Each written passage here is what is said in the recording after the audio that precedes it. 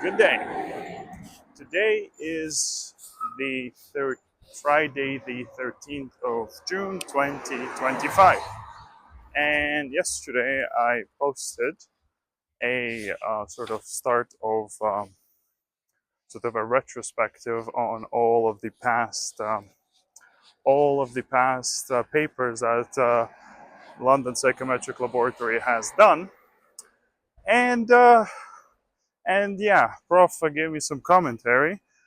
Prof and the rest of the team gave me some commentary on that, and they told me that it's a good thing that you started doing that, but let's sort of hold your horses and first of all explain what TEIQue is, sort of in layman's terms, because oftentimes, oftentimes TEIQue is misunderstood by people, right? So they don't understand what exactly it measures and what exactly it does, right? So since TEIQue is a self-assessment questionnaire, so the full name of the questionnaire is TEIQUE, right? So Trait Emotional Intelligence Questionnaire, abbreviated, right?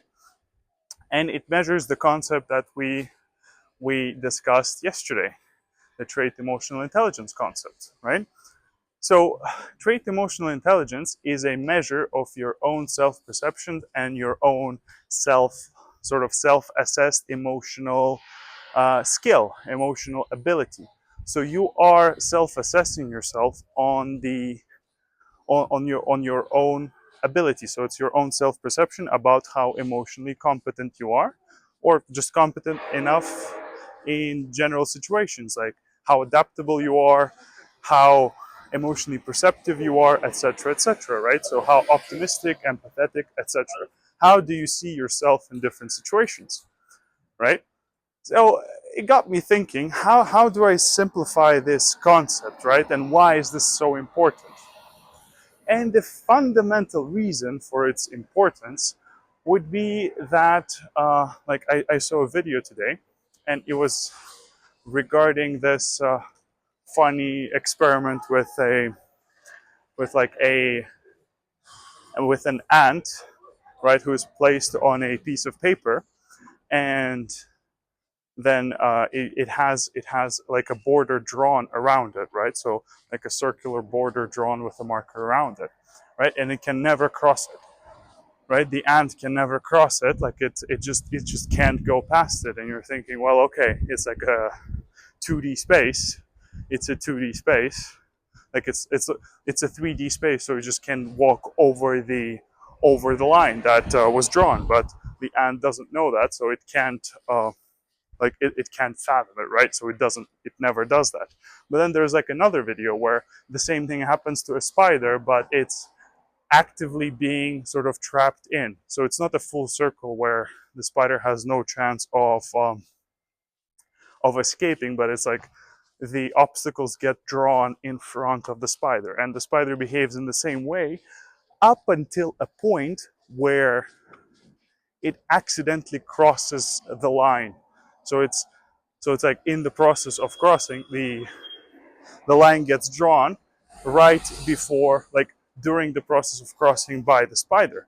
And if the spider crosses the line at that point, it can never be trapped by by the by the marker again. So if you put it in a circle next time, the same spider, it will just walk over it because it realized that this self-limitation has been sort of self-imposed. Like it just didn't know that it could cross it, right? So it thought it was an impassable obstacle.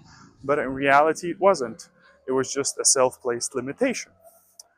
So the same way it sort of functions with TEIQue. So we're measuring your own self-perceptions and your own self-prescribed limitations, right? So you have, technically speaking, you could be anyone that you want to be, but you decide who you are, right? So you decide how you're going to present yourself to the world. You might not do it consciously, but subconsciously you decide and create like the individual who is considered to be you, your ego, right? So we measure that, and we feed it back to you to explain to you these are the circles that you've drawn around yourself. So it's time to ask the question, like, who decided these for me? Why were they drawn there? And how does this benefit me? Maybe I should change it, shift it, or remove them entirely. It's all it all can be changed and trained, and the ultimate uh, like the ultimate agency lies with you, the person who is watching this video, right? So yeah, that's roughly what TEIQue is. And next time I think I'm gonna look into talking about how this is applied in real life. Like, we have some case studies that we have done over the last year. So that over this year 2025, where we've prepared some nice case studies, and we're gonna have them in a library somewhere on the website. Yeah, so they're easily accessible. Yeah, so check those out once they come out, and yeah, have a great day, and catch you tomorrow. Subscribe, like, and do all that stuff. Yeah, comment as well, please. Please comment. Please comment, and yeah, go to the website and buy something.